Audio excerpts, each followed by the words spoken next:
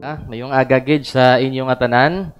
I hope nga komportable ka mo dira sa inyo ginapungkuan. As a child of God, what is your greatest ability? Bilang isa ka anak sang Dios, ano gidya balang pinakagrabe mo nga abilidad? May ara sang mga superhero nga ano ginatawag siya na try out. May tatlo nga gusto magsulod sa grupo nga maging superhero. Ang isa, siling niya ang power ko, dasig-dasig ko padlaganon. Siling sang naga-interview para makapasar siya, siling niya. Ti sige be, dalaga na be, lantawon ko kung ano, ikaw kadasig. Siling sang nag-apply, pamisok bala. Tay ara na ko dayon, pag pamisok ya, pag buklat ya, ara na sa dayon. O sige, grabe, dasig. Sulod ka, sulod. Ang ikaduha, siling niya, ang akon nga abilidad, amo ang pagbasa sang imo ginapaminsar. Siling sang ga-apply, gusto mo basahon ko imo ginapaminsar? Siling sa nag-interview, hindi na, sulod ka na, sulod. Sulod siya. Ang ikatatlo, siling niya, ano ang abilidad mo? Siling niya, ga-invisible ko. Hindi ko makita.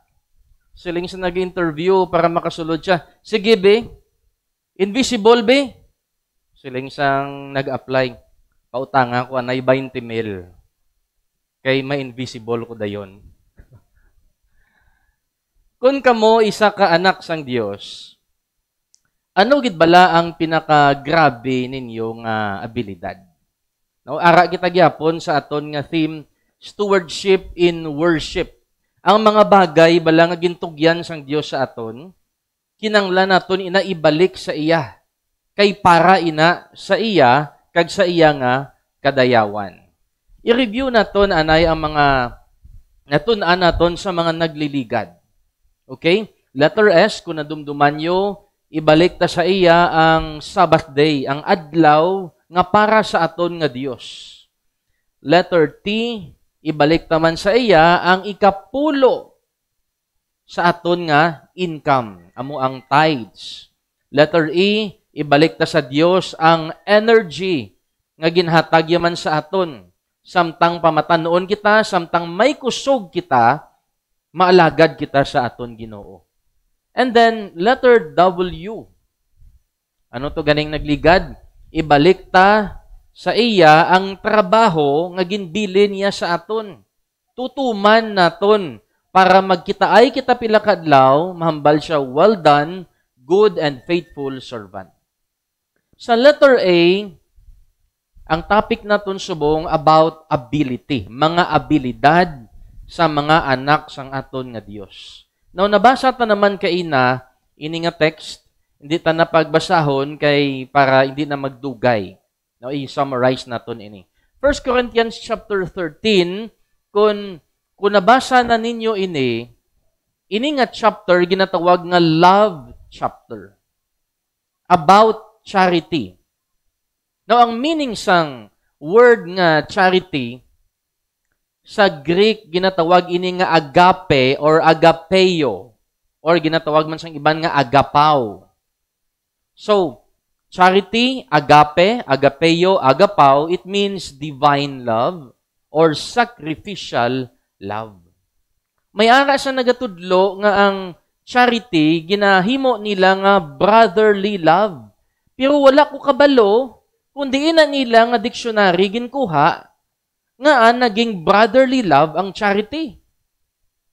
Pero kung lantawon mo sa context, magbalik ikaw sa Greek, ang iya gidyabot silingon sini divine love, sacrificial love, the love of God.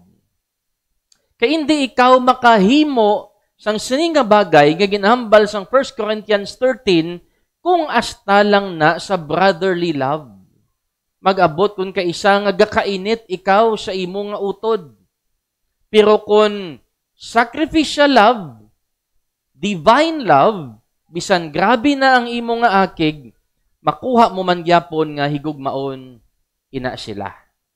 So ang title sang mensahe naton subong, The Greatest ability of a child of God. So, part 5 na ini sa aton nga series. Mga muyo kita anay. Amay namon nga langit nun, nagapasalamat gid kami sa sini nga adlaw. Kami naman Ginoo makasimba sa imo kag mapamatian namon ang mensahe sang imo balaan nga pulong. Ginoo, ga-pray kami nga ikaw gid ang magatinlo sang amon nga mga tagipusoon. Kag bukas sang amon pangunahuna kag mga balatyagon nga mabaton namon Ginoo ang laygay kag mensahe so that Ginoo ma-apply namon sa amon kabuhi kag mabag-o man kami from glory to glory. Buligi kami o Ginoo nga mangintako sa pagbaton sang imo nga pulong. Kaupod man sa mga kauturan nga luyag magintindi sini, buksan mo ila pangunahuna. Ining amon pangamuyo sa ngalan ni Jesus. Amen. So, the greatest ability of a child of God is charity. Amo ang paghigugma. Wala na sang iban pa nga makalapaw or makasubra sang paghigugma sang Dios nga ginula ya sa aton tagipusoon. So nga charity ang greatest ability. Number 1, ang paghigugma or charity purifies the other gifts. Nagatinlo kag ginapaputle ya ini ang iban nga mga abilidad naton nga ginhatag sang aton nga Dios. Basahon ta diri sa 1 Corinthians 13. Verse 4, charity suffereth long. Ang divine love nga iya sang Dios nga ginhatag sa aton nagaantos sang malawig. Ang charity kind, maalwan. Ang charity wala nagakahisa. Charity vaunteth not itself. Wala nagapahambog. Kung ikaw tudtuod nagahigugma. Is not puffed up. Wala nagapabugal. Wala nagapasikat. Verse 5, doth not behave itself unseemly. Wala nagapakita-kita. Seeketh not her own. Hindi siya selfish. Is not easily provoked. Hindi siya dali-dali mapaakig or mapapikon. And thinketh no evil. Hindi malisyoso. Ang tudtuod nagahigugma. Pagigugma sang Dios nga yara sa imo. So diri naton makita nga ang charity, it purifies the other gifts. Kung may ara ka bala sa mga abilidad, kag mga grabe nga mga ikasarang, kung wala ini pagigugma, anong matabo sa imo? Matinikal kita. Ilabi na kung alam-alam kita katama. Kung wala pagigugma, pirte. Ang iban nga hindi kabalo, do lasakon mo na. Kung manggaranon kita. Ang iban nga pigado, kung wala kita pagigugma, baw, itumok mo pa. Pero ini nga pagigugma, naga-purify sang tanan nga mga ikasarang naton. It purifies the other gifts. Lantawan niyo si Simon the Sorcerer. In Acts chapter 8, si Simon the Sorcerer, isa ini siya ka babaylan. Sorcerer. Ang iya pangabuhian, paagi sa pagpanginto. Witchcraft.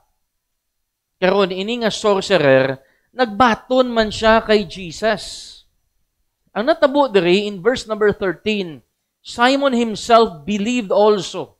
And when he was baptized, nagpabaptize man siya, he continued with Philip and wondered, beholding the miracles and signs which were done. Bo ini nga taho, upod-upod man siya sa mga alagad sang Dios. Kita ito ang mga milagro. Siguro sila niya, do baskog pa niya sa powers ko, how? Ako niya powers, hindi magtalab kung hindi ko pagbayadan. Ilaya do grabe pagid ni. So believe na believe. Si Simon the Sorcerer, sa mga alagad sang Dios, kay perti pag diya kabaskog ang Holy Spirit. Verse number 18, when Simon saw that through laying on of the apostles' hands, the Holy Ghost was given. He offered them money. Sila niya, baklon ko man bala ang gahom ngayara sa mga apostoles, doon nami pagid niya. Pwede ko pagid ni makwartahan. So ginofera niya ang mga apostles sang kwarta, that on whomsoever I lay hands, sila niya, he may receive the Holy Ghost. Nga kung ilayhan ko man ang bisan sino nga tao, makabaton man sila sang balaan ng Espiritu. Pero si Pedro, ginkigan siya. Peter said unto him, thy money perish with thee, because thou hast thought that the gift of God may be purchased with money. Sila nga, ang kwarta mo na, nga gusto mo ibaklo ng bala ng Espiritu, madula upod mo. Kaysa pamatsyag mo, pwede mo mabakal ang balaan ng Espiritu nga regalo sang aton Ginoo. Thou hast neither part nor lot in this matter, for thy heart is not right in the sight of God. Ano diring problema? Ini nga taho, si Simon the sorcerer, although nagbato na siya sa Ginoo, ang iya nga tagipusoon, hindi intsakto sa tubangan sang aton nga Dios. Ano ang matabo? Kung ang ini nga tawo, amo ni iya batasan, amo ni iya nga motibo, kag tagaan siya sang gahom sang Dios. Gamito niya ni sa iya kaugalingon. Amo na mga utod ko sa buwas, mabuto ka mo. Di ba? Pilion nyo ang mga tao nga may maayo tagipusoon. Kay kamo ina ang maghatag sa ilasing puder nga magpangulo sa aton sa dason nga bulan. Di ba?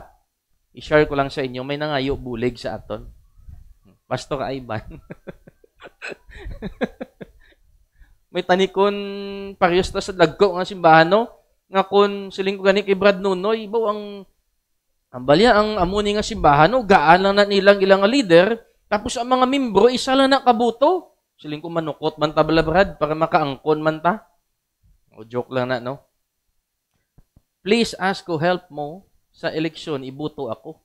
Kay mabulig man ako sa inyo, sa mga tao kag community ta. Siling ko di okay man nga pangayo bulig. Wala man involved kwarta, si okay approve. Gapon nag-chat pagid. Boy ayo mo.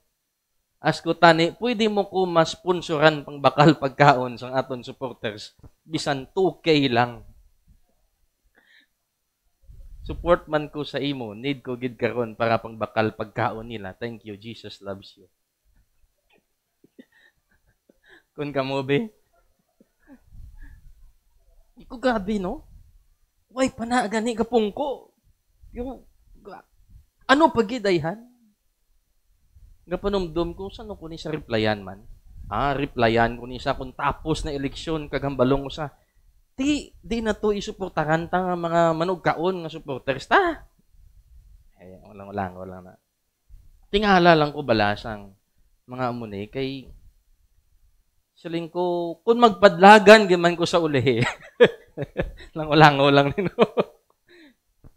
Kung magpadlagan, giman ko sa ulihe, ang balon ko ya sa mga tao, hindi nyo ko dapat pagbutuhon.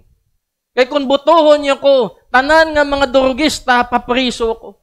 Tanan nga mga nagaparking sa dalan, pangkuhaon ko mga salakyan. Kag tanan nga mga mahaoy, pangprisuhon. Para? Ang mga tarong, amo na yung magbuto sa imo. Ang mga loko-loko, hindi ya eh. Di ba la? Dipindi na iya sa aton nga tagipusoon. Ang pilion taya, ang may maayo, nga tagipusoon kag tuyo. Lantawa bilambal ni James. James chapter 4 verse 1. Diin bala nagahalin ang inyong nga gira kag mga inaway? Come they not hence, even of your lust, that war in your members? Di bala, ang mga away-away na sa mga pungsod, sa mga mag-ululutod, sa sulod simbahan, naghalin ina sa kailigbon? Amo na gaaway-away kita? Nagahamkon kamo and have not. Nagapamatay kamo and desire to have and cannot obtain. Ye fight and war, yet ye have not because ye ask not. Ano diri hambal ni James? Grabe kamo mang angkon, ga pamatay kamo, ga rinaway, ga pangguba sang reputasyon, bangod, kay wala kamo nagapangayo sa tudtuod nga Dios nga makasarang maghatag sina. Amo na nga aton diferensya, ga padikit na toya sa mga tawo nga baskog. Kung sino to makabulig sa aton, kung sino to makabinipusyo kita. Pero wala kita gadirekta kag nagakilala sa Dios nga tudtuod nga giver sang blessing. Verse 3, ye ask, nagapangayo man gid kamo pero wala kamo nakabaton because ye ask amiss. Ang ginapangayo nyo sala that ye may consume it upon your lust. Ang ginadesire nyo na nga maangkon nyo para lang na sa inyo kaugalingon. Para lang na sa inyo kailigbon. Amo na nga miserable ang aton kabuhi. Ti sala aton nga heart, sala aton nga motibo. Ang budlay, kung may ikasarang kita kag sala ang aton motibo, ti dalaon niya pagid kita sa kagubanan sang aton nga kabuhi. Si Jesus, in Matthew chapter 26, amo ining time nga nagkadto ang mga Roman soldiers kay Jesus para dakpon siya. Ilansang na siya sa cross. And then si Peter, nga diehard sa aton Ginoo, naggabot sang iyang espada, kag manglabo sang liog. Mayo lang si Malchus, may pagka-kung fu, guro to, naglikaw, dulunggan niya lang na tak-tak. And then siling sang Ginoo, verse 52, put up again thy sword into his place. For all they that take the sword shall perish with the sword. Pedro, ang mga nagakabuhi sa espada, mapatay man na siya sa espada. Pero ang ginhimo ni Jesus, siling niya hambalya, thinkest thou that I cannot now pray to my Father? And he shall presently give me more than 12 legions of angels. Wala mo bala may imagine nga pwede ako makapangamuyo sa akon amay nga langit nun, kag padalaan niya ako sang 12 ka lehiyon. Ang isa ka legion naga dalagan 2,000 to 6,000. Ang isa ka anghel, makabatay siya sang sobra sa 100,000 sa isa lang ka oras. Siling ni Jesus, kung mangayo ko sang 12 ka legions of angels, ano matabo sa kalibutan? Tunaw ang bilog kalibutan. Kung gustohon ko lang. Pero wala, iya ginhimo. Siling ni Jesus, but how then shall the scriptures be fulfilled that thus it must be? Pero hindi ko ni paghimuon kay para matuman kung ano ang ginsulat sang balaan nga kasulatan. Makasarang si Jesus, pero ginpili iya nga higugmaon kita. Ginpili iya ang cross, ginpili iya nga mapatay para mabayda ng aton nga mga sala. So love purifies the other gifts. Damo sang ikasarang sang aton Ginoo, pero ang pinakagrabe gid nga iya nga gahom among pagigugma. Number 2, love perseveres the other gifts. Ang paghigugma nagapadayon compare sa iban nga mga ikasarang naton. Amo ini siya ang nagapadayon asa sa punta kag asta sa katubtuban. 1 Corinthians 13:8, charity never faileth. Wala nagapaslaw ang pagigugma sang Dios. But whether there be prophecies, Kung may ara man sa mga nagatagna, nagawali, they shall fail. Whether there be tongues, languages, they shall cease. Whether there be knowledge, it shall vanish away. Sa mga nakagraduate diri sa college, dumduman nyo pang algebra nyo, trigonometry, dumduman nyo pang geometry nyo. Wala na to, tanan, tabog na to, mga squirot to. Di ba? It shall vanish away. Pero ang charity, the love of God, never faileth. That's why amuni siyang greatest ability. Nantawan niyo bala si Demas? I believe si Demas, tutom ni siya sang una sa ministry. Upod ni sila ni Apostle Paul. That's why ginhambal ni Paul kay Timothy sa 2 Timothy 4 verse 9, do thy diligence to come shortly unto me.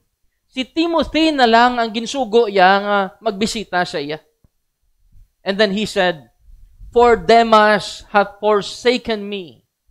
Ginkalimtan niya nako. Ginsikwayan ako.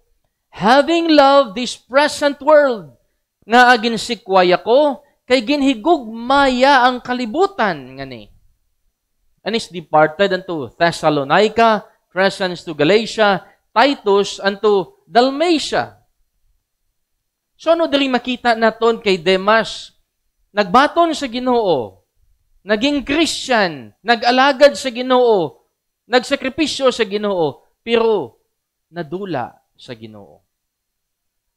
Gadula-dula siya. Kag permanently, nadula na gid man siya. Sa mga kauturan diri, nga nagadula-dula, naga-invisible, no?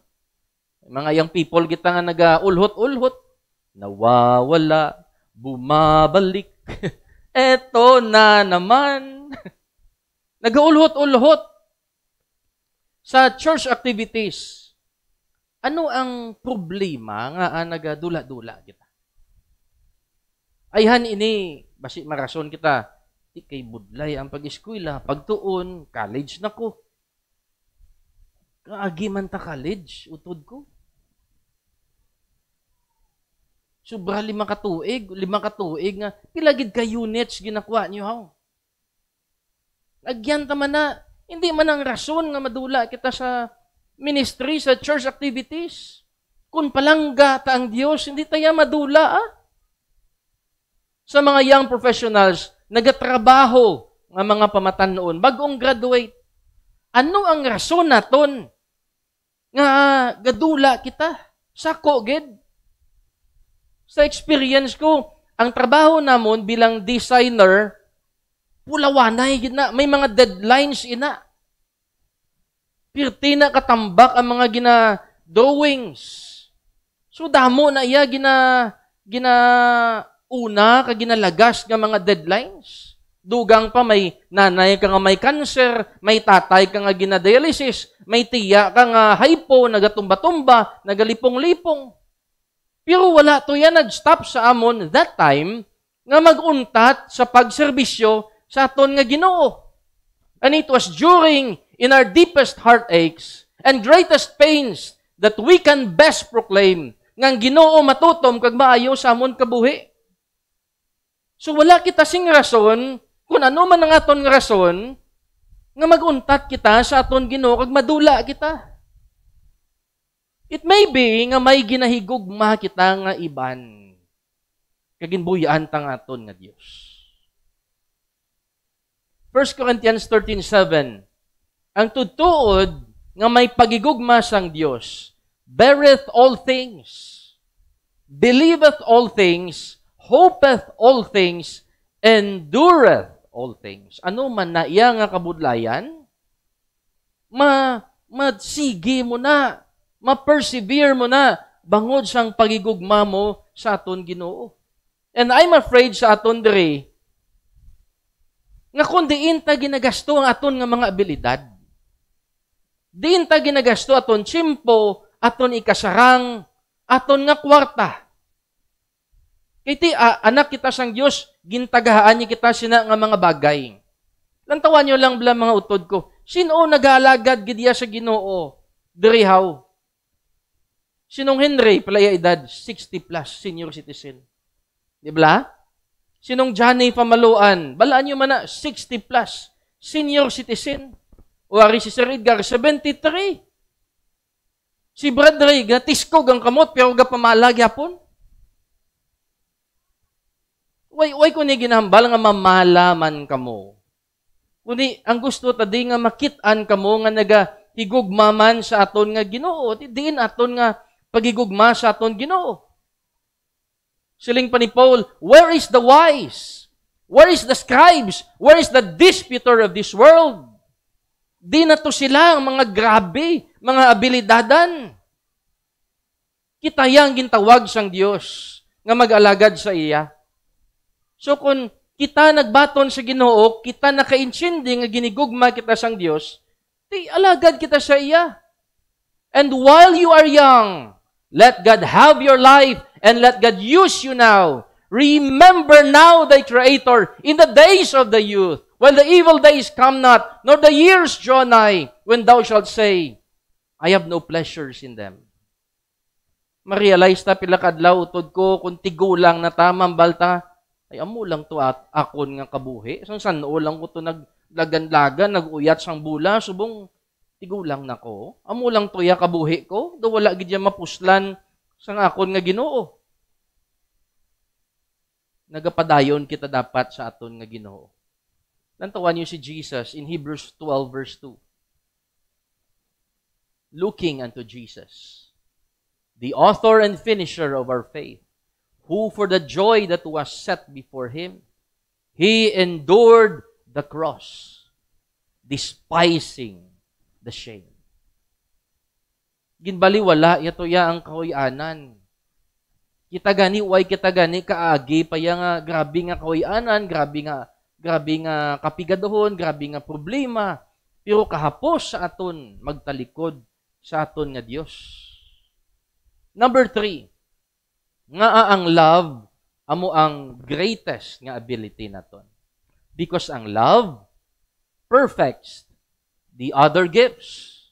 Amo ini siyang nagakumpleto, nagaperpekto sang tanan nga mga abilidad naton. 1 Corinthians 13 verse 9. Saling ni Paul, we know in part. Hindi gali tanan balaan ni Paul. Kay naghambal na gid siya, may nabalaan kami, gamay lang. Di kun gamay na iya. Hindi na iya tanan. We know. Hindi lang siya, ginambalya we. Kami, nakahibalo, gamay. And we prophesy in part. Gamay lang ang ginatagna namon, gamay lang ginawali namon. Verse 10, but when that which is perfect is come, pero sila niya, kung mag-abot ining perpekto nga ni, then that which is in part shall be done away. Ang mga nabalaan namon, mga kaalam nga na, wala na kung mag-abot ang perfect.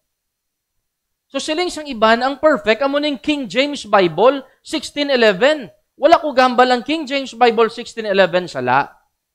Pero according sa 1 Corinthians 13, out of context, kung amo na ang namin naton. Ano ganing ginaistoryan diri sa context? About charity. So, ang perfect nga ginamin niya diri, amo ang pagigugmata. Kung mag-abot na ang divine love sa aton, ang tanan-tanan, ubos na. Perfect na kung may charity ikaw. Amo nang ginanamin ni Apostle Paul. Look at verse number 1, chapter 13. Sila niya, bisan maghambal pa ako sang lain-lain nga mga lingwahe sang tawo. Kag sa mga angheles, pero wala ako sang paghigugma. Sila niya, kulang na gyapon. Kulang ng abilidad ko kung wala ako sang paghigugma sang Dios. I am become a sounding brass or a tinkling cymbal. Wala lang, gahod lang na sang martilyo, sang lagari, o kung sander, o kung sang jingle sa mga politiko. kung wala ako sang gugma.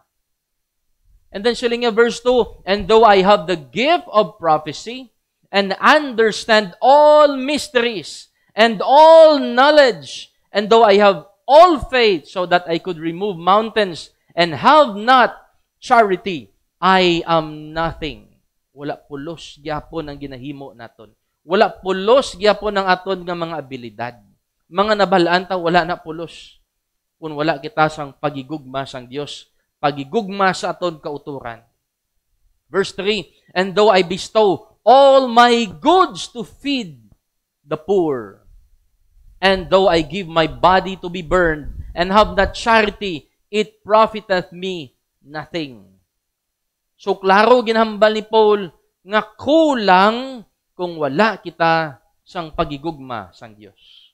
Kulang kung wala kita sang charity. Hindi ni maging kumpleto. Lantawan niyo ang the Church of Ephesus in 2 Timothy Revelation chapter 2.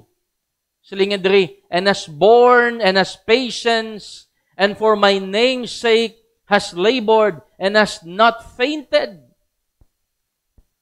Duka angay man sa aton bala, nag-alagad kita sa Dios, grabe aton pagbatas, and then nangabudlay kita, kag wala kita naguntat. Pero siling sang Ginoo, nevertheless, I have somewhat against thee. Ang naindian ko lang sa inyo, because thou hast left thy first love. Ang Church of Ephesus, manggaranon ini sila. Maybe mga negosyante, professionals, ang mga miyembro sa sininga simbahan that time. Ang ilang nga church sa history lang tawon mo katahom. Kanami sang ilang nga pangabuhi. Progressive sang ilang nga lugar. Pero ang Ginoo nagsiling, may naindian ko sa inyo. Bisan gaalagad kamo sa akon. May ginahigugma kamo nga iban. Kag hindi na perfect para sa akon nga mata. So nung natabo sa Church of Ephesus, wala na. Digto na sa may Turkey. Wala na inang church nga na. Naging ruins ina nga lugar. It's because kung wala man lang kita sang paghigugma sa Dios, mangin wala man na gyapon pulos ang tanan nga yara sa aton. Imagine niyo bala ang church nga wala sang paghigugma. Ano ihangwa sa aton nga church nga wala sang paghigugma? Sige be, tanan kita di nagasimba, wala kita nagasapakanay. Okay? Di kay wala sang paghigugma mo. Wala man kita diri tuod ginambal nga sign of peace, di ba sa dako nga church, peace be with you. Peace be with you, no? Ano abi kon himuon ta na sa aton kag kontra mo imo tupad? Sa pakon mo siya, wala ka mo gigugmaanay, wala sang yuhom ikaw nga makita, wala sang kabalaka sa isa kag isa. Kung wala sang pagigugma ang aton nga church, wala tubig ang CR naton. Because ang nagapuno dira sang tubig, voluntarily nagaalagad sa Ginoo. Kung wala sang pagigugma aton nga church, wala kita sa mga tanom diri nga makita. Because ang nagadulong na diri, single. Single. Pagigugma. Nagigugma sa Ginoo. Wala kita sang sound system nga nagaplastar diri. Kay nagabutang dira, naga-prepare voluntary nga nagahigugma sa aton Ginoo, nagaalagad sa aton Ginoo. Wala kita dira sang signage nga nagabutang. So bisan ano kita ka manggaranon, kung wala sang pagigugma sa Ginoo, it's nothing. Sila sa Ginoo, hindi man kamo gyapon nakon pag-rewardan. Sila niya, gina sa verse sila niya, it profiteth me nothing. Wala gid ko siyang ginansyahon diri. Hindi kita pag-rewardan sa aton nga Dios. 1 Corinthians 1:26. For ye see your calling, brethren. So, lang tawa bala ang pagpanawag sa inyo sang Dios mga kauturan. How that not many wise men after the flesh, not many mighty, not many noble are called. Wala ang Diyos siya nagatawag sa mga maalam, mga makusog, mga manggaranon. Wala na sila gintawag sang Diyos. But God hath chosen the foolish things of the world to confound the wise. And God hath chosen the weak things of the world to confound the things which are mighty. Ginpili kita gani isang Diyos para pakahuyan ang mga maalam, mga makusog. And base things of the world, and things which are despised, hath God chosen, yea, and the things which are not, to bring to note the things that are. Nga agapili ang Diyos sa mga nugbo. Ngayon lang nagnugbo ilong ko, kaya ginpili ko sang Diyos. Ano yan kung taas ilong ko, kag kumplito akong tudlo. Saling ko baw, kung wala ko nalukpan, siguro, wahigig ko kakilala sa Diyos. Tikalon, guro ko subong. Lord, salamat sininga kamot. Kagintudluan mo ko sang lesson nga maging malapit sa imo. Ti kitagin pili sang Diyos. That no flesh should glory in His presence. Wala sang bisan sino diri nga taho magsiling kag maghimaya sa Dios sa tubangan niya. Ang Ginoo lang gidya ang tagaan naton sang dungog kag pagdayaw. Antawan niyo bala? Ano ang cornerstone 5 years ago? Paminsaran niyo, ano kita sang una 5 years ago? Sang una, wala kita choir. Di bala? Dumduman niyo, wala kita choir. Wala kita online ministry. And wala man kita sang young people. Ang young people na to subong, may gagmay lang tawan niyo bala sa Facebook kung ano tsura niyo. 5 years ago. O day MJ, day Yayang, day Shane, may gagmay ni sila. Subong lang man ni sila nagdalagko. Wala kita sang una deacon. Wala kita sang una small groups. Wala man kita sang una sang lote. Wala man kita sang building. Di ba? Pero, you love Jesus. But you sacrifice. Kag siling sa Ginoo, that's it. Amo na ang pangita ko sa inyo. Because love perfects the other gifts. Siling sa Ginoo, kung palangga niyo ko, kag may pagigugma kamo sang Dios. Amo na ang pangita ko. Lantawan niyo ba lang aton nga church? O do teaser lang ini. Sa hindi madugay, dason nga mga binulan, masaylo na kita diri sa aton nga simbahan nga ginhatag sang aton nga Ginoo sa aton. Hindi kamo bala malipay? Masubo mga utod ko bisan amo ni aton simbahan kun madula nang aton pagigugma sa Dios. Amo na iyang kululbahan kay basi mangin kaparihos kita sa Church of Ephesus nga magin ruins someday. 1 Corinthians 13:13. Now abideth faith, hope, charity. These three, but the greatest of these is charity. Ang pinakadako sa ilang tatlo, amo ang paghigugma. Hebrews 10 verse number 14. Si Jesus, lantawan nyo, sang wala na siya, sang dapat mahimo digto sa cross, kay ginalansang na siya. Ang iya ginhambal, it is finished. And paagi sa iya nga kamatayon, according sa Hebrews 10:14, for by one offering, He hath perfected forever them that are sanctified. Sa iya nga dako nga pagigugma sa aton, ginhatag niya ang iya kabuhi hasta sa kamatayon. Kaginperpekto niya ang iya nga offering para makaangkon kita sa tudtuod nga kaluwasan. According sa Romans 6:23, ang kabayaran sing sala kamatayon. That's why napatay si Jesus kay siya ang bayad sang aton nga mga sala. His death amo ang bayad sang aton nga sala Pero ang regalo naman sang Dios, kabuhi nga walay katapusan, paagi kay Jesus Christ nga aton Ginoo. Jesus means God, our Savior. Christ means the only one. And Lord means Master. Amo ina ang kinanglan tabatunon para makaangkon kita sang gift of God nga amo ang eternal life. Siling sang iban, may nakita ko nga nag-post sa Facebook, kung batunon mo kuno si Jesus, hindi na makahatag sa imo kaluwasan. Kaya ang gospel ni Paul, lain, believe ka lang sa iya, hindi mo sa pag-i-accept. Siling ni Paul, batunon mo siya. Batunon mo nga siya si Jesus Christ nga imo Ginoo. Wala nila naintindihan ang meaning, kahulugan sang iyang ngalan.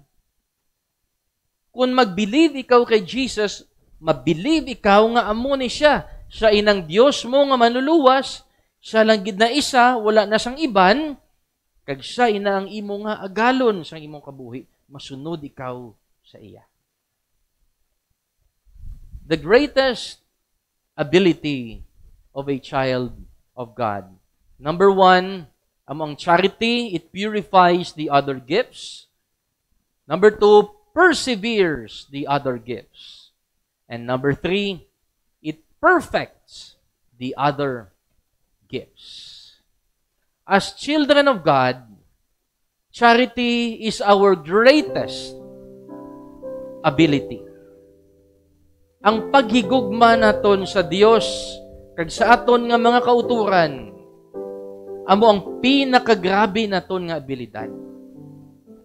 And availability is our greatest responsibility.